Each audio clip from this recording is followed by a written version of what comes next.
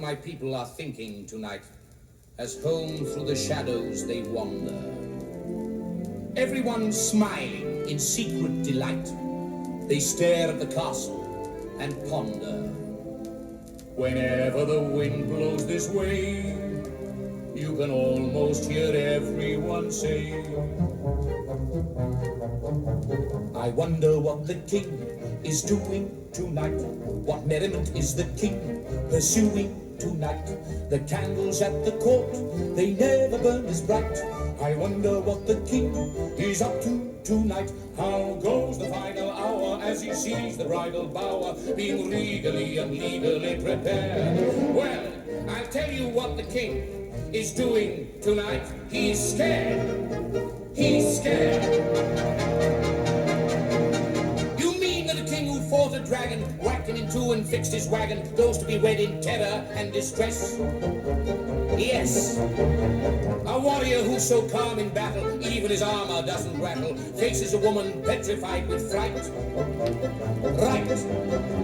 You mean that appalling clamoring that sounds like a blacksmith hammer is merely the banging of his royalties? Please. You wonder what the king is wishing tonight. He's wishing he were in Scotland, fishing tonight. What occupies his time while waiting for the bride? He's searching high and low for some place to hide. And oh, the expectation, the sublime anticipation he must feel about the wedding night to come. Well, I'll tell you what the king is feeling tonight. He's numb, he shakes, he quails, he quakes, and that's what the king is doing tonight.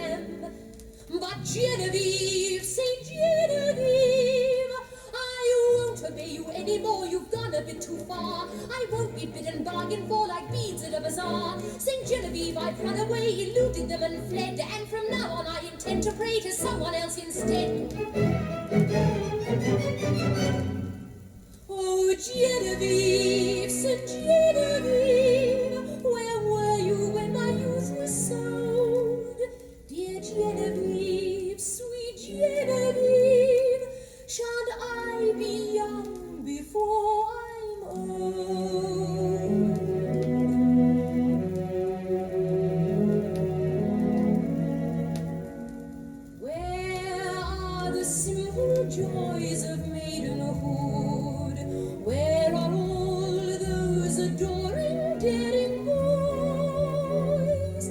Where's the knight pining so for me? He leaps to death in woe for me. Oh, where are maidens' simple joys? Shan't I have the normal life a maiden should? Shall I never be rescued in the wood? Shall two knights never tilt for me and let their blood be spilt for me? Oh, where are the simple joys of maidenhood? Shall I not be on a pedestal, worshipped and competed for? Not be carried off, or better still, cause a little war? Where are the simple joys of maidenhood? Are these sweet, gentle pleasures gone for good? Shall a feud not begin for me? Shall kith not kill their kin for me? Oh, where are the trivial joys, harmless convivial joys? Where are the simple joys of maidenhood?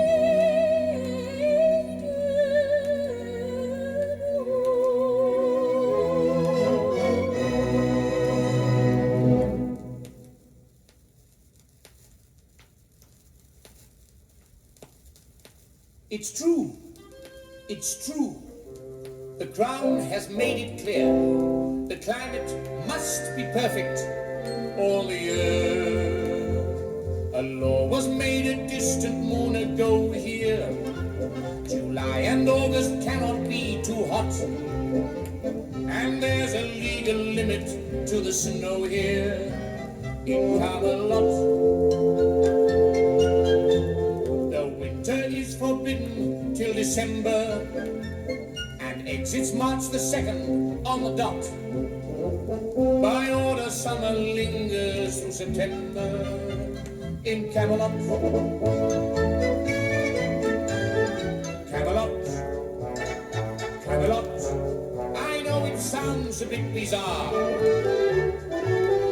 but in Camelot, Camelot, that's how conditions are. The rain may never fall till after sundown. By 8 the morning fog must disappear. In short, there's simply not a more congenial spot for happily ever aftering than here in Camelot.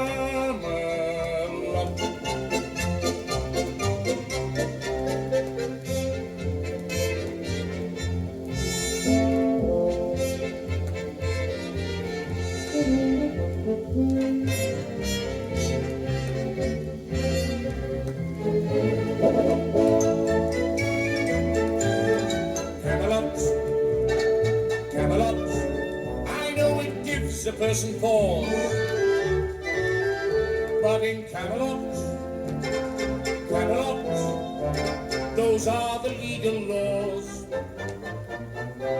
The snow may never slush upon the hillside. By 9 p.m. the moonlight must appear.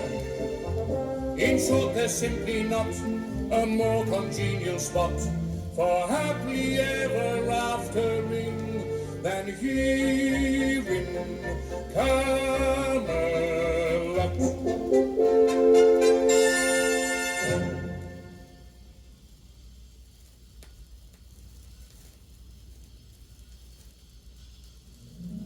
Far from day, far from night, out of time, out of sight, in between earth and sea, we shall fly. Follow me, drive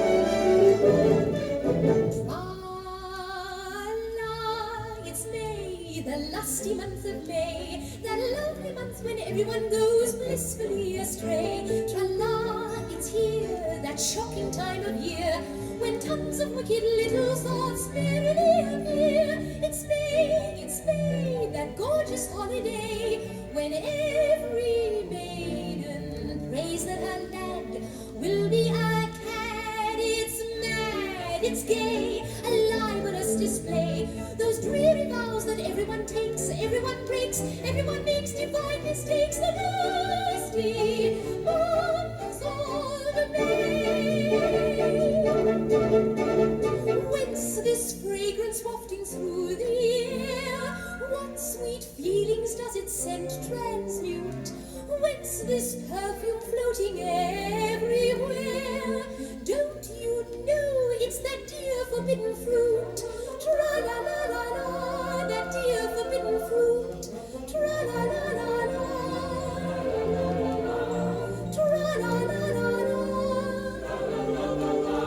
tra-la, tra-la, tra-la-la-la-la-la-la-la-la. It's May, the lusty month of May, that darling month when everyone throws self-control away.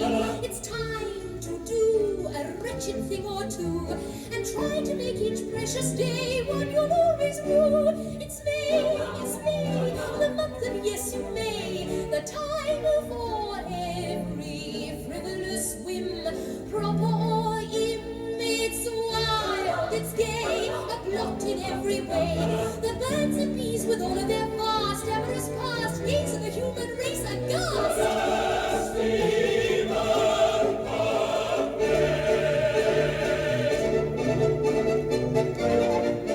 Tra-la, it's May, the lusty month of May, the lovely month when everyone goes blissfully astray. Tra-la, it's May, happy time of year, when tons of wicked little thoughts merrily appear. It's May, month of great dismay, when all the world is brimming with fun, wholesome or unexpected. It's gay, a libelous display. Those dreary balls that everyone takes, everyone breaks, everyone makes divine mistakes. The lusty month of May.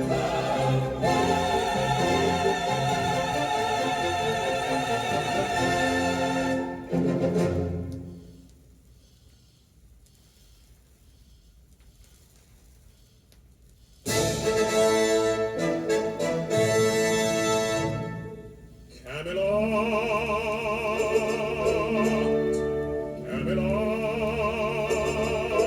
in far off France I heard your call. Camelot, Camelot, and here am I to give my all. I know in my soul what you expect of me, and all that and more I shall be. A knight of the Table Round should be invincible, succeed when a less fantastic man would fail. Climb a wall no one else can climb, cleave a dragon in record time, swim a moat in a coat of heavy iron mail. No matter the pain, he ought to be unwincible. Impossible deeds should be his daily fare.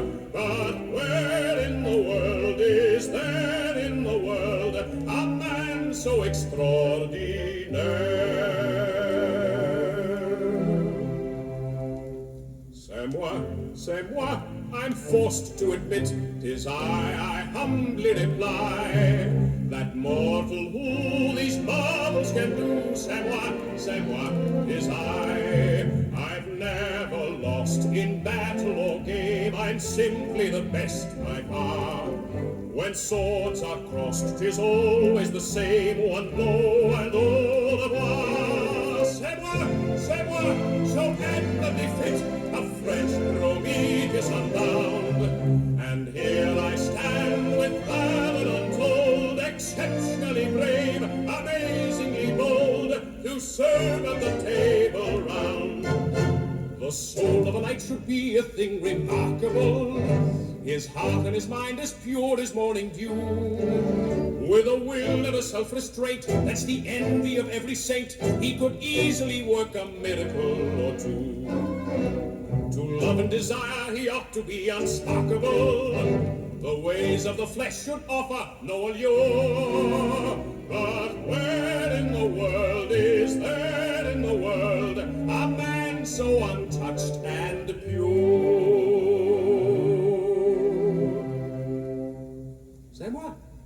C'est moi, I blush to disclose, I'm far too noble to lie.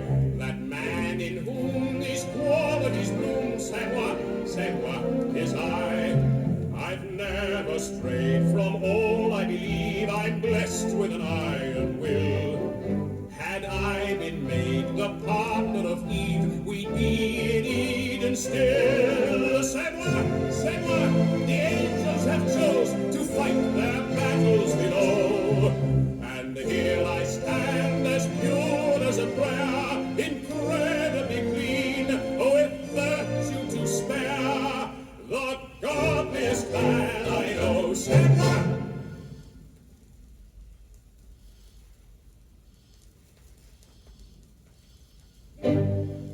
Sir Lionel, do you recall the other night that I distinctly said you might serve as my escort at the next town fair? Well, I'm afraid there's someone who I must invite in place of you, someone who plainly is beyond compare. That Frenchman's power is more tremendous than I have ever seen anywhere. And when a man is that stupendous, he by right should take me to the fair. Your Majesty, let me tilt with him and smite him. Don't refuse me so abruptly, I implore. Oh, give me the opportunity to fight him, and Gaul will be divided once more. You will bash and thrash him? I'll smash and bash him. You'll give him trouble? He will be rubble. A mighty whack. His skull will crack. Well, then you may take me to the fair, if you do all the things you promise. In fact, my heart would break should you not take me to the fair. Sir Sagamore, I have some rather painful news relative to the subject who's to be beside me at the next court ball. You were the chosen one, I know, but as tradition it should go to the unquestioned champion in the hall. And I'm convinced that splendid Frenchman can easily conquer one and all. And besting all our local henchmen, he should sit beside me at the ball. I beg of you, ma'am, withhold your invitation.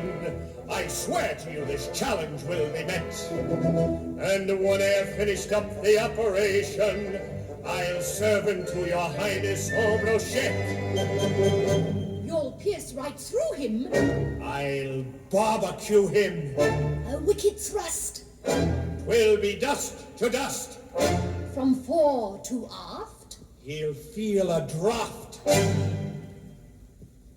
Well then, you may sit by me at the ball, if you demolish him in battle.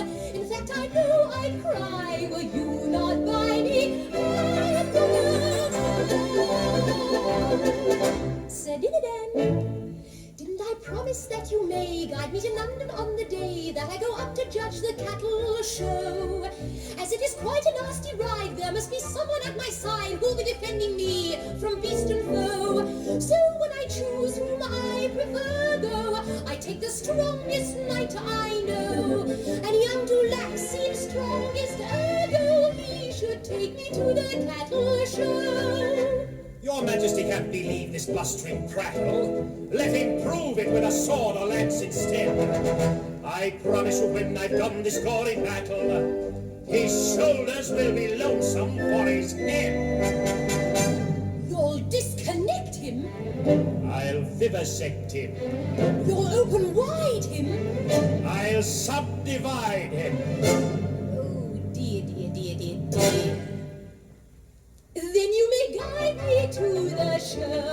if you can carry out your program. In fact, I grieve inside should you not guide me to the show. Milady, we shall put them into that Gallic bag of noise and nerve. When we do all that we intend to, you'll be a plate of French order. I do applaud your noble goals. Now let us see if you achieve them. And if you do, then you will be the three who will go to the ball, to the show, and take me to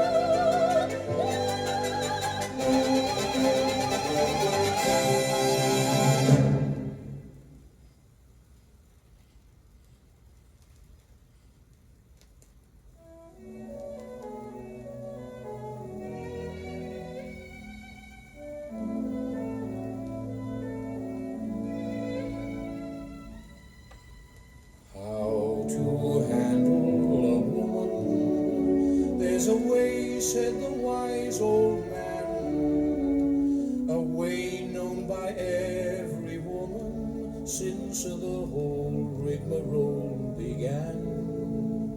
Do I flatter her? I begged him answer. Do I threaten or cajole or plead? Do I brood or play the gay romancer? Said he, smiling, no indeed. How to handle a woman? Mark me well, I will tell you, sir. The way to handle a woman is to love her,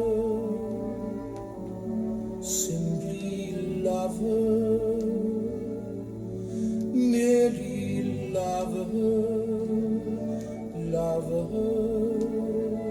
love her.